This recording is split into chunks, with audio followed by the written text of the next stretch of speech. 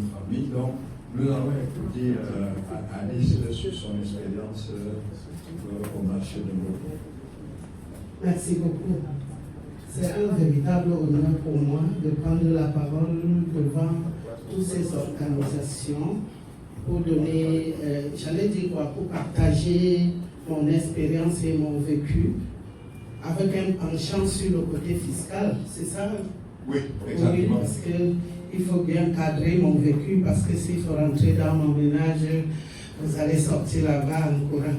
Alors, on va prendre mon côté commerçante d'abord, parce que je suis commerçante au marché Mopi. J'ai ma première patente il y a 23 ans. Chaque année, je dépose un bilan, fut-il simplifié, mais je continue à être baptisée comme la mère du secteur informel. Donc c'est très important ce que je vous dis, pour dire que même les définitions des termes de l'informel, il faudra revoir à quoi ça renvoie. Parce que le maire ne dirait pas que la personne qui vend quelque chose en bordure de la route et qu'il perçoit sur cette personne-là est informelle à son égard, puisque la personne est listée dans son fichier. J'arrive donc au marché Mopi comme un employé chez un commerçant. Et j'ai un BTS en fiscalité, non pas en fiscalité, on a trop parlé fiscalité, en comptabilité et gestion des entreprises. Et dans le terrain, je travaillais plutôt comme commercial chez ce richissime Foko. Et c'est là où mon patron du marché Mopi me déniche, parce qu'il était mon plus grand client et je partais généralement faire la visite client chez lui au marché. Je mets mes pieds pour la première fois au marché pour rendre visite à mon patron, et qui s'appelle Bonve. Il est encore là, il est en train de céder presque parce que courbé par l'âge, il est sa boutique est toujours dans le marché. Quand je viens, il me recrute comme commercial. Mais j'arrive, il me fait faire le tour de ses boutiques, parce qu'il en avait là-bas partout dans la ville, et je devrais faire le tour pour prendre le pouls de l'entreprise. C'est là où je réalise qu'il était un géant au pied d'argile sur le plan fiscal. J'ai dit, ok, il m'a recruté pour vendre. Est-ce qu'il faut que je multiplie les ventes alors qu'un redressement peut tout nous casser, ou alors que je lui décline ma vraie identité? C'est là où je lui dis, monsieur mon patron, vous voulez que je multiplie vos ventes, mais il y a quelque chose qui est pointé à l'horizon, la fiscalisation du secteur informel. C'est là où l'État du Cameroun prenait la résolution de fiscaliser le secteur informel. On a créé le centre des impôts 6 bis, rien que pour fiscaliser le marché Mopi. On pouvait dire ses environs, mais il n'y a presque pas des environs. Et le 6 bis s'appesantissait au marché Mopi pour fiscaliser, parce qu'on estimait que le secteur informel n'était pas fiscalisé. Donc, connaissant cela à l'horizon, je lui ai dit, il vaut mieux qu'on s'apprête à accueillir un contrôle ou un autre. Je lui ai dit, je peux vous être plus utile à la comptabilité. Je réorganise votre entreprise. Je vous dépose un bilan en bonne et due forme, parce que sinon, un jour, ça va venir et c'est pointé à l'horizon. Il a compris et il m'a donc permis de faire sa comptabilité. J'ai fini ce bilan, je l'ai achevé pour déposer ce bilan qui était en cours. Je ne pouvais pas me faire juger par rapport à un bilan que j'ai pris en cours. L'année qui suivait, j'ai pris donc toute l'année, j'ai refait sa comptabilité et j'ai déposé son bilan fiscal à temps. Et je lui ai dit, il y a même eu ce qu'on appelait contrôle sur pièce. Parce qu'à l'époque, les inspecteurs d'impôts, quand on déposait nos comptes de résultats ou nos bilans, ils vérifiaient déjà la cohérence entre ce qu'on a dit et pour voir si oui ou non cette entreprise nécessite pour qu'on y fasse une vérification de comptabilité ou pas. Alors, on a fait son contrôle sur pièce et le résultat était, selon lui, très bon parce qu'on ne nous a pas réclamé grand-chose à partir du contrôle sur pièce. Je lui ai dit, patron, est-ce qu'on peut parler maintenant de mon salaire? Parce que quand je suis venu, vous m'avez demandé ce que j'ai gagné là-bas. J'ai peut-être menti en doublant, mais on s'était arrêté sur ça. Crime de lèse-majesté. Pourquoi parler salaire? Et c'est le problème du Cameroun. Les gens travaillent, mais les autres ne veulent pas les payer. Alors c'est un problème. Mon patron a commencé à faire des problèmes avec moi. J'ai dit, bon, ok, qu'est-ce que je fais? Je prends mon sac à dos. Mais sauf que, pendant que j'étais donc en train de travailler chez lui environ 2 ans et demi, il me faisait le représenter dans le bureau des commerçants. Et c'est là où j'ai perçu que ces commerçants avaient vraiment un problème des impôts. À l'époque, c'était grave, c'était plus grave que maintenant. Parce que je vais vous parler du passé fiscal des marchés, du présent, donc des modifications et ce que j'estime être amélioré et ce que je pense qu'on pourrait encore davantage améliorer. Quand je le représentais, je me suis rendu compte que les commerçants avaient vraiment des déboires. On a enregistré 2 morts. Les papas à qui on servait les redressements, c'est-à-dire les impôts le notifient, on dit que vous devez 75 millions vos impôts. Le parent s'est écroulé sur sa chaise parce que son capital, tout ce qu'il avait n'atteignait pas 10 millions. Comment on peut réclamer donc 75 millions à quelqu'un dont la boutique ne vaut pas 10 millions? Et ses parents s'est éteints comme ça. Un AVC, le temps de le transporter à l'hôpital, il était déjà mort. Ça s'est passé ainsi 2 fois, à nos yeux. Donc, les relations entre l'administration fiscale, nous sommes situés là en 2002-2003, 2002-2003. Les relations entre l'administration fiscale et les commerçants étaient tendues, tellement tendues. Nous n'avons jamais été des amis, et ce qui est un danger pour un pays, parce que pour ma part, on devrait avoir une collaboration et non pas une relation d'inimitié. Donc l'État du Cameroun devrait faire les efforts sur ce côté-là, c'est-à-dire d'apprendre aux citoyens d'aimer payer les impôts. Pourtant, si on revient du côté des lois, le système était déclaratif.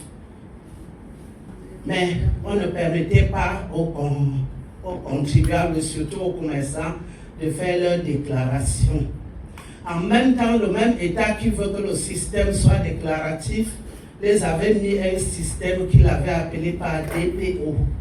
Et c'est comme ça que les agents des impôts, on leur fixait le montant à verser dès les bureaux là-bas, compte non tenu du fichier, de tout ce qu'ils peuvent avoir comme potentiel pour récupérer ces impôts-là. Et ça qui a redoublé, triplé la pression. Parce que chaque agent devrait pouvoir mériter son poste en donnant exactement le montant que son bureau a décidé, je ne sais pas fonction de quoi. Et nous, citoyens camerounais, avec ce que j'ai appris maintenant, aujourd'hui dans cet atelier, on devrait être en droit de leur demander, mais sur quoi vous vous basez pour fixer la DPO d'un centre des impôts? Donc pourquoi vous pouvez dire que cette année, ce centre doit nous donner, je dis n'importe quoi, 300 millions, alors que l'année dernière, c'était 200 millions.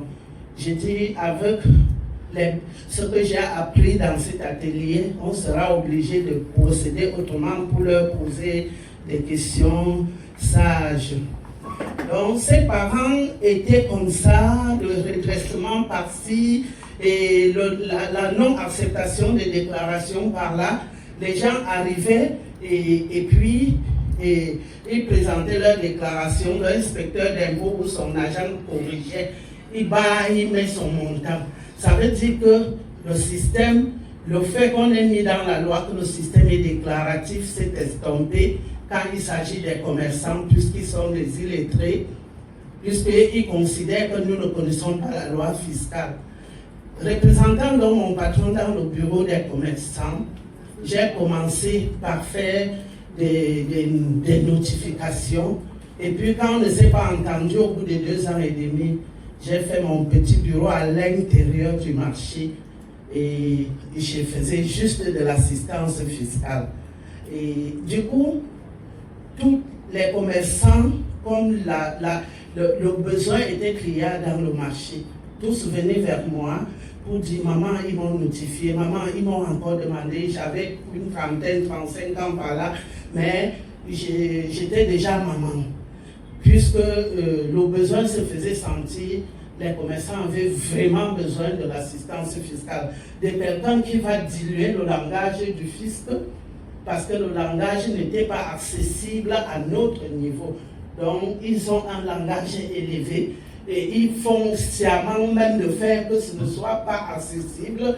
Et du coup, je jouais un peu l'interface entre l'administration fiscale et les commerçants, avec mon peu les bribes de fiscalité que j'ai appris à l'école. Au pays des aveugles, les borgnes sont rois.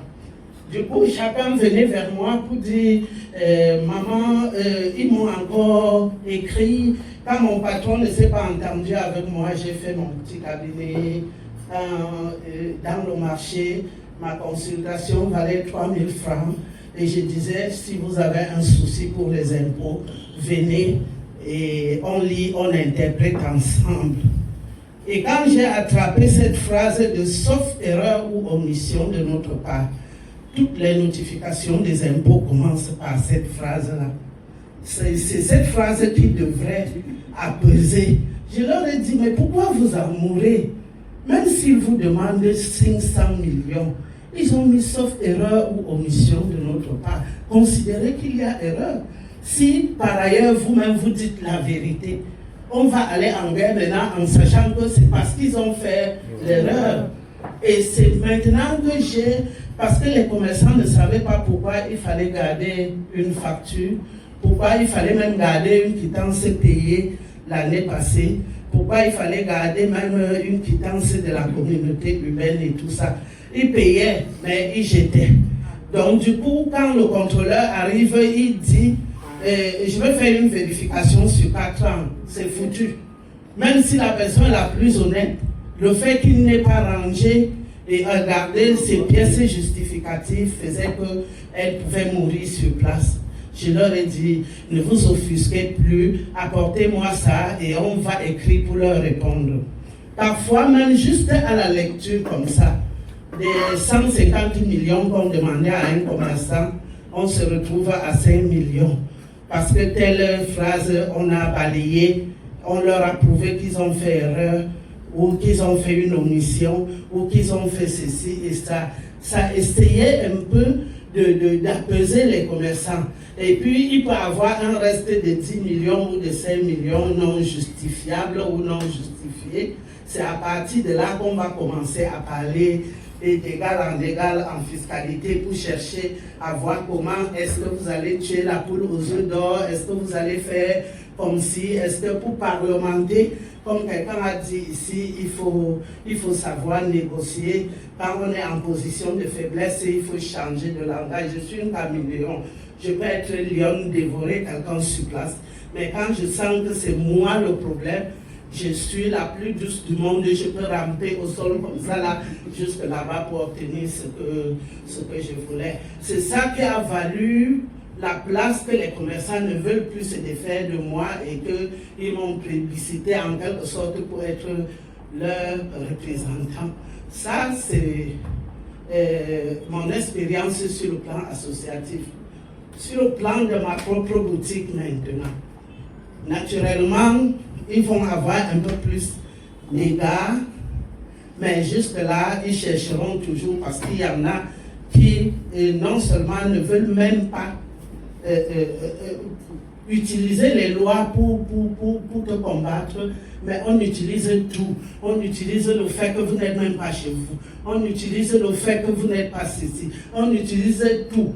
Mais là-dessus, ils trouvaient que nous nous organisions davantage pour faire face à ces genres de choses. Donc, pour ce qui me concerne, je n'ai pas accepté payer ce qu'ils appelaient l'impôt libératoire à l'époque. Parce que je me disais que l'impôt libératoire faisait beaucoup l'objet du chantage. Je disais toujours aux commerçants que ce n'est pas la peine de prendre un régime tel que une logique de contrôle va faire que vous-même vous passez aux aveux.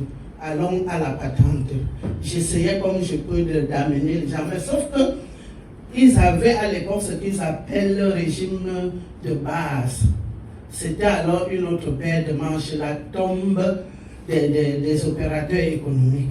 Le régime de base, c'était juste un piège gros comme ça, mis là-bas, pour que chacun qui est dedans devienne, vous avez utilisé leur paradis fiscal.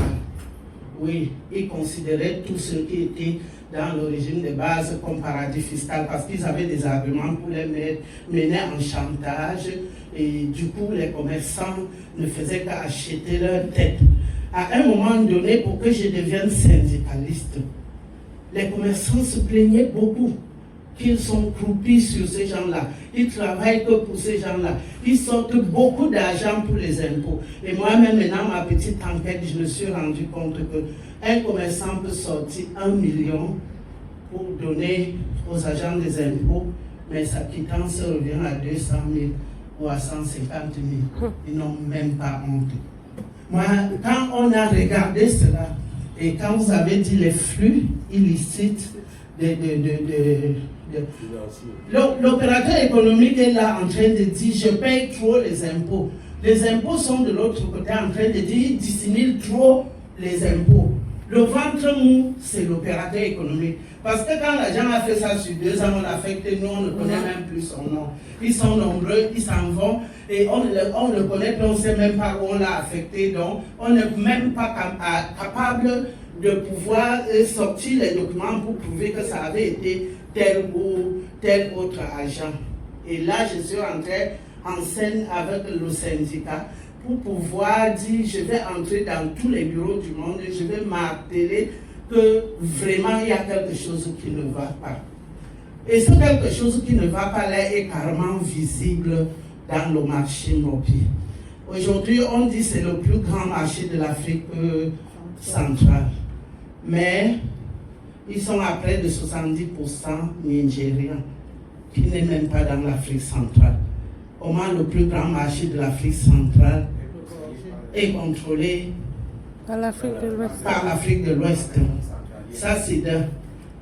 Puis, ce que j'ai attiré l'attention de mon administration avec les risques concours, c'était que, voilà, à un moment donné, le fichier des impôts de 6 bis présentait un nombre de contribuables d'environ 1400 qui sont enregistrés pour le cercle du marché mobile.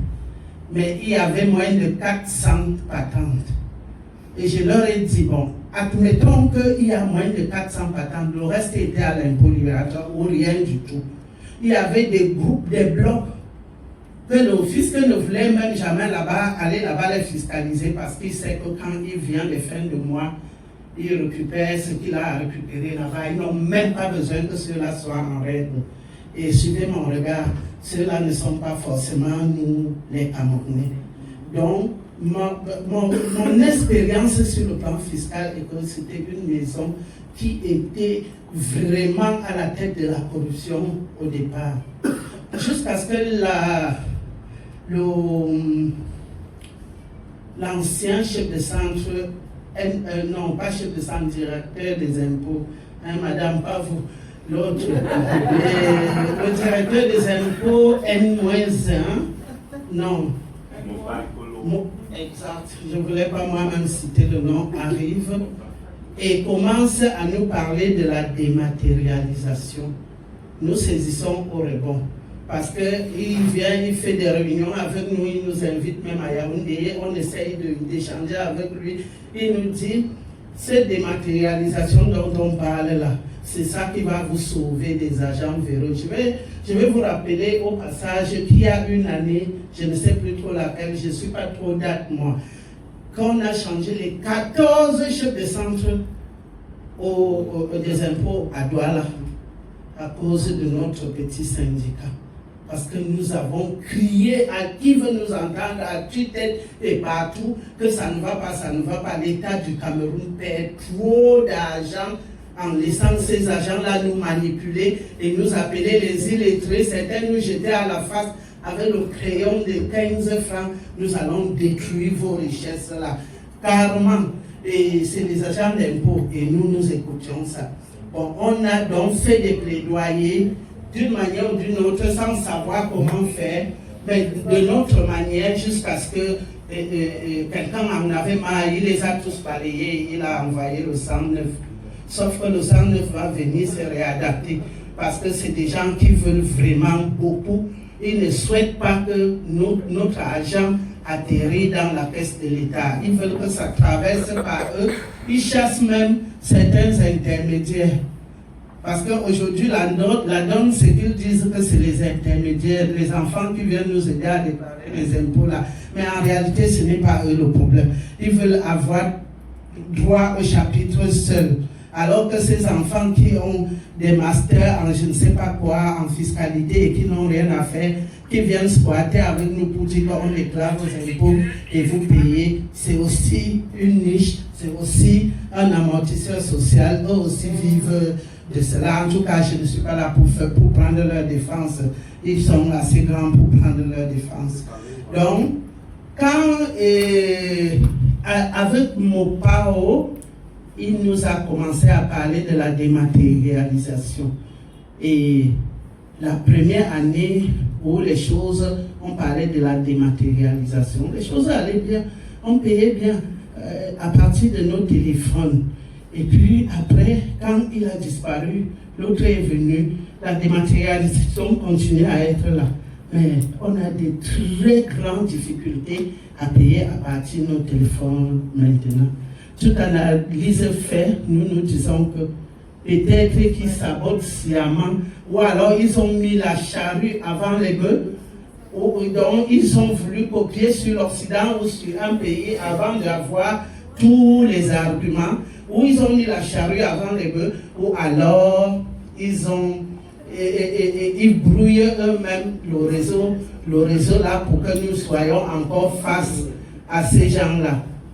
Pour ce qui me concerne, quand je venais avec ma déclaration et que le chef de centre refusait de la prendre, j'ai payé des huissiers pour faire ma déclaration. Parce que quand j'ai un bout de mon droit, je le tiens à deux mains. Je vais jusqu'au bout avec ça. Et je déplore seulement le fait que quand tu te recules pour regarder derrière, tu ne vois pas ceux qui font comme toi. Conséquence, tu es tout à fait exposé. Ils peuvent te lyncher quand ils veulent. Ils peuvent faire de toi ce qu'ils veulent. Mais en réalité, quand on dit le système est déclaratif, je me dis, même devant ce directeur des impôts, je lui avais dit, monsieur le directeur, dites à vos agents qu'on accepte la déclaration. Un temps soit que même sur 2 mois, des Camerounais, que chacun accepte, vienne déclarer et on accepte. Avec cela, vous pouvez mesurer le patriotisme des Camerounais ou pas. Aujourd'hui, quand vous brouillez les cartes et que vous obligez les gens à déclarer ce qu'ils n'ont même pas là, ça veut dire qu'on ne peut pas savoir si oui ou non nous payons les impôts en les aimant ou alors nous payons parce que c'est une corvée. Et c'est malheureux pour un pays que les impôts soient payés comme une corvée. À côté donc des impôts, je ne peux pas tout dire, vous allez forcément me poser quelques questions. À côté des impôts, il y avait les taxes. Il y a déjà une guerre entre, nous sommes à Douala Premier, le marché Mopi. Le maire de Douala Premier vient, le maire de la ville, à l'époque c'était le délégué du gouvernement, vient aussi. Nous leur disons à travers notre association et nos syndicats, qu'entendez-vous là-bas? parce qu'il ne s'agit pas que la décentralisation que on souhaite de tous les vœux soit plutôt un moyen de nous additionner les entités qui viennent nous persécuter tous les jours. Donc il y a eu ce temps-là. Je suis la mal aimée parce que le maire la première va dire c'est Maguedjo qui m'empêche d'évoluer dans le marché mobile. Quand je vais me retourner vers le maire, vers le délégué du gouvernement, je vais lui dire que c'est pas possible ce qu'il a cherché à faire les cogestions actives, à privatiser le marché, à faire ceci. À tous les coups, on leur disait que Mbopi, c'est une zone de recasement, c'est une succession des boutiques privées. On ne privatise pas ce qui est privé. Ce qui fait que je suis la mal aimée encore de la communauté urbaine, la mal aimée de la mairie, de la ville, mais la plus aimée des opérateurs économiques. Et c'est ça mon cheval de bataille. Donc, il y avait à côté cet axe-là, surtout le droit de place. Un droit de place qu'en fait, ce n'est pas un commerçant qui justifie d'une patente ou d'un impôt libératoire qui devrait payer. On parle des target massa. Les target massa, qui quand on va dans nos marchés, même au village là, on les voit avec un sac sur le cou et ils viennent prendre 100 francs ou 50 chez les gens qui occupent le marché.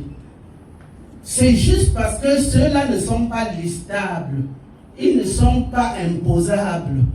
Alors, comme ils viennent exploiter un hangar fabriqué par la mairie, qui va être rendu propre par la mairie, ils viennent pour exploiter, ils vendent le manioc, ils vendent les feuilles, le nguem et tout ça, et ils laissent la saleté, ils mangent les bâtons, ils laissent la saleté. En revenant l'autre marché, le marché est propre. C'est pour ça que le Takema, ça se présente devant eux pour prendre ce qu'on appelle droit de place. Mais nous qui payons les impôts, nous qui payons les centimes additionnels, comme l'autre jour je disais, notre taux de TVA c'est 18%, ça n'a jamais été 19,25%. C'est 19,25% parce qu'on y a ajouté les 10% de cette TVA-là sur la TVA pour que ce soit la rubrique donnée à la collectivité, à la commune, pour pouvoir faire son devoir régalien. Et le premier devoir régalien d'une collectivité, c'est l'enlèvement des ordures. C'est le curage des drains. C'est l'adduction d'eau potable. Parce qu'aujourd'hui, on a semblé dire qu'on va laisser que c'est les Camerounais qui se débrouillent à trouver de l'eau potable.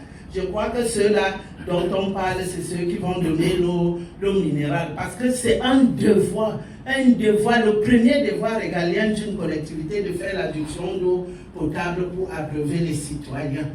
Et alors, il n'y a rien de tout ça. C'est l'éclairage public. Nous sommes le plus grand marché de la sous-région. Nous n'avons rien de tout ça.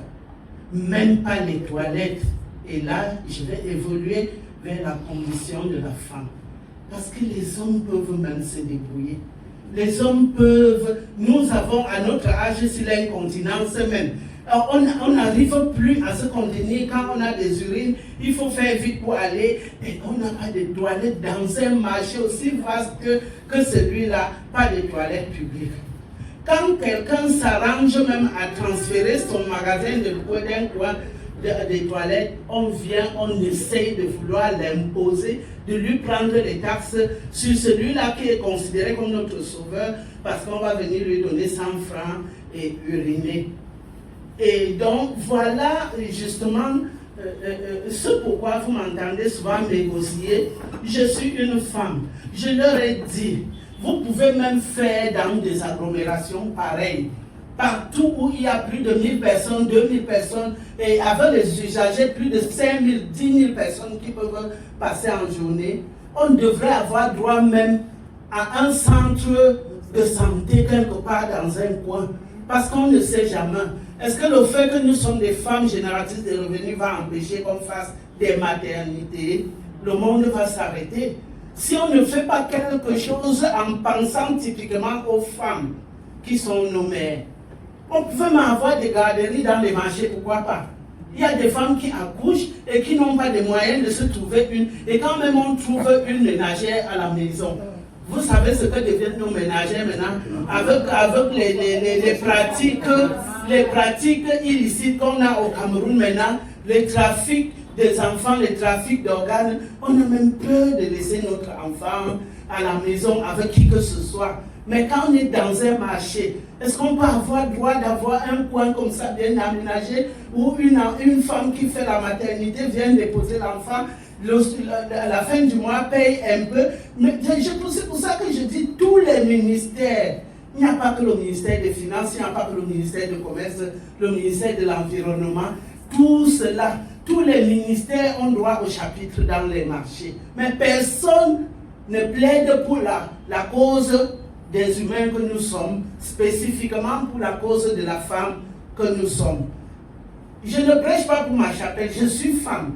Et mes syndiqués ou mes gens sont hommes et femmes. Mais dans le Bayan Salam proprement dit, il y a plus de femmes. Pourquoi ne pas faire une fiscalité adaptée? Pourquoi ne pas penser à ces mamans qui nous transmettent la vie? Oui, l'homme c'est le père de nos enfants. Mais il peut faire 10 enfants une nuit. Il peut aller où il veut, déposer là où il veut et il s'en va.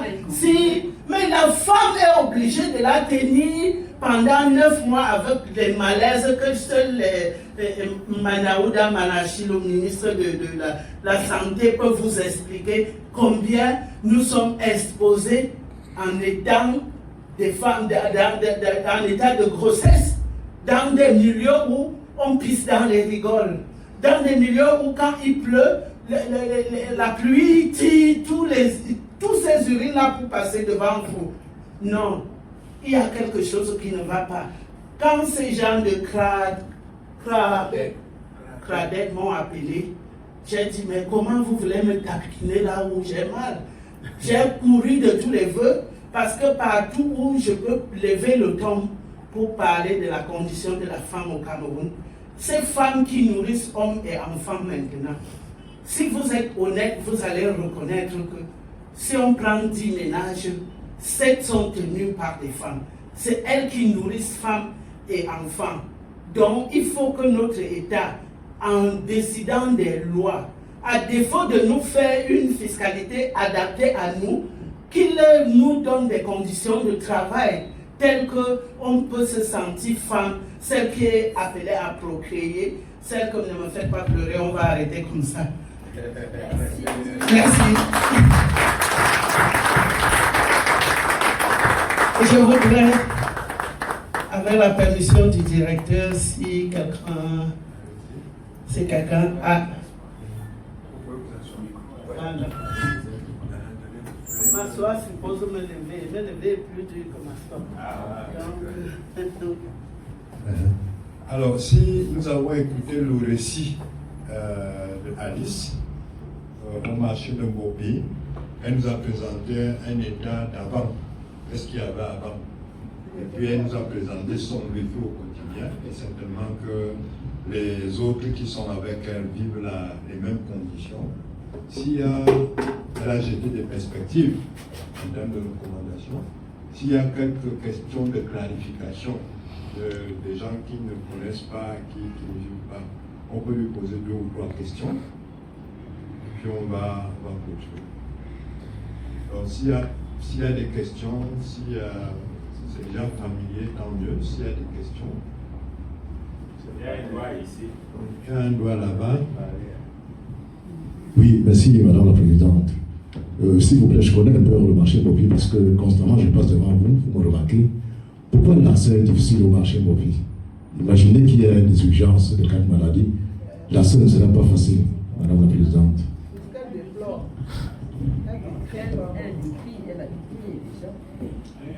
Merci beaucoup. C'est une question. Oui, j'ai demandé que s'il y a un pan que je n'ai pas touché, vous pouvez poser une question, ça me permettra de... Comme je vous disais, le marché Mbopi est une zone de recasement. Quand pour une raison d'État, on a voulu agrandir le port autonome de Douala, on a déguerpi les opportunistes qui étaient là. Mais avant même opportunistes, l'État tenait compte de la prescription décennale. Quand les gens font 10 ans quelque part paisiblement, on ne peut pas les déguerpir sans les recaser a priori. Et c'est ce dont a bénéficié nos premiers occupants. C'était en 78-79 que le marché Bopi naît. Alors, ils étaient 400. Et 400 maximum, on dit 300-400. Et c'est le site n'a pas grandi. Vous convenez avec moi que le terrain ne grandit pas. Aujourd'hui, nous sommes plus de 2500.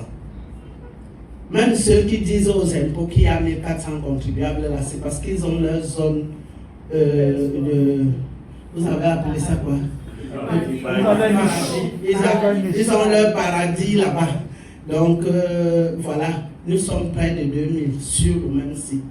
Conséquence, comment en est-on arrivé? Chacun avait sa superficie d'au moins 52 mètres carrés au départ. Les plus grands en avaient 100 même. Mais à la faveur de la conjoncture et du chômage grandissant au Cameroun, tout le monde converge vers cet endroit qui reçoit sans tri. Le repris de justice est dans le marché, le chômeur est dans le marché, celui qui a pris juste sa retraite est dans le marché.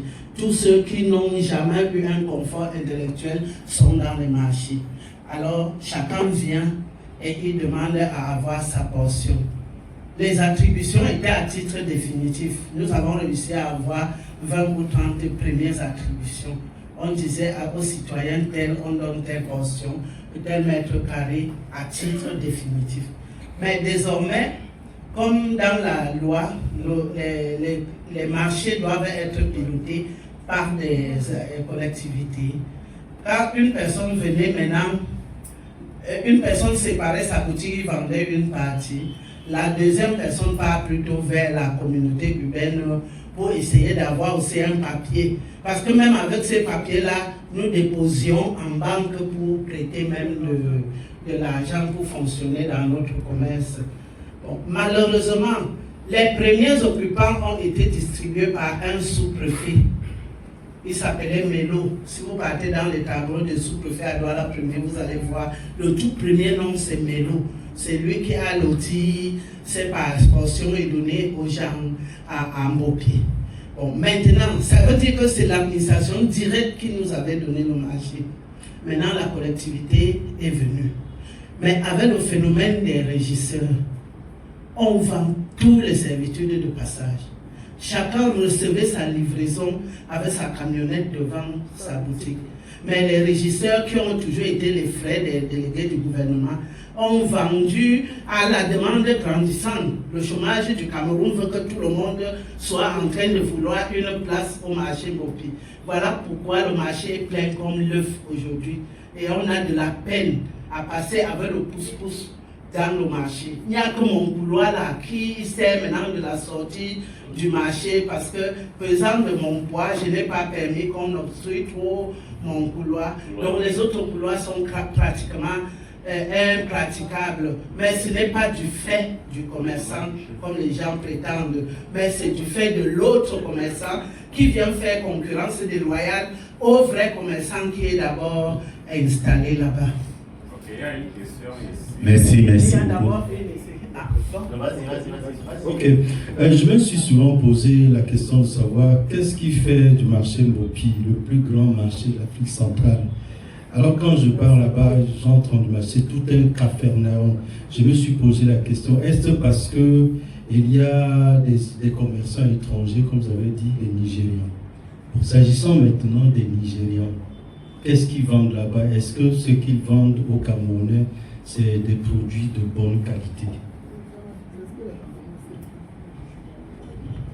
Merci. Je voudrais vous dire que quand on n'avait pas connu la Chine, toute la sandalère qui se coupait, on disait Nigeria. Donc les Nigérians bénéficient du fait qu'ils ont connu la Chine avant nous et que leurs conditions de douane est facile là-bas. Ils partent maintenant importer par leur pays et nous partons là-bas et acheter ce qui aurait pu venir directement dans notre pays. Donc notre douane est trop élevée. Et comme on a une frontière d'au moins 10 000 km, je ne sais pas combien, avec eux là-bas, il est pratiquement impossible de contrôler ce qui sort de là-bas pour nos marchés. Bon, quoi qu'il en soit, quel que soit ce qu'ils vendent, les gens de la sécurité devraient veiller.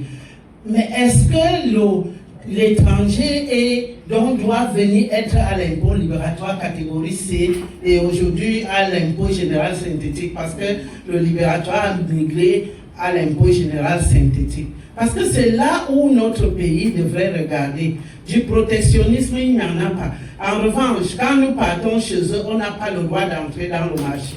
Si j'apporte une marchandise, je me mets à l'entrée, c'est un Nigérian qui prend, il part vendre, il vient me donner l'argent, je fiche mon camp. Tu n'as même pas le droit de connaître qui est celui qui achète ta marchandise. Les Chinois ne détaillent pas au Nigeria, mais les Chinois avec eux détaillent ici. Donc il y a quand même une légèreté dans la prise de décision dans notre pays.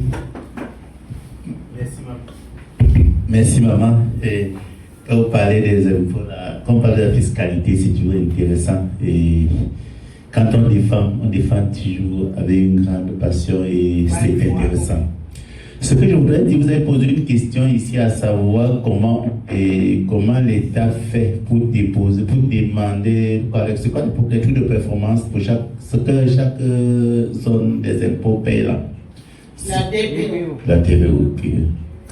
Je voudrais déjà profiter de ça pour dire une seule chose à nous qui sommes des opérateurs économiques. Quand on nous demande nos données, nos vraies données statistiques, il faut qu'on les donne. Parce que dans ces données-là, ça permet à l'État même de faire des projections.